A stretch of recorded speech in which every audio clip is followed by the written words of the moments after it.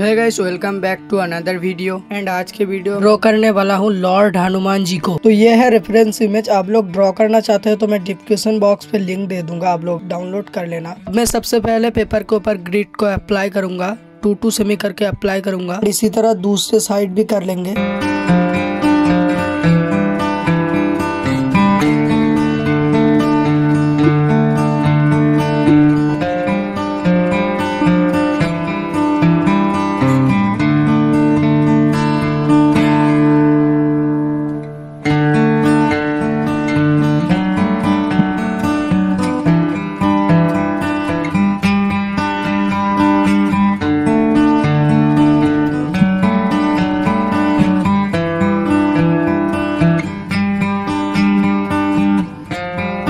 इस आउटलाइन को स्टार्ट करने से पहले हम लोग देख लेंगे कि कौन सी बॉक्स पे आई है।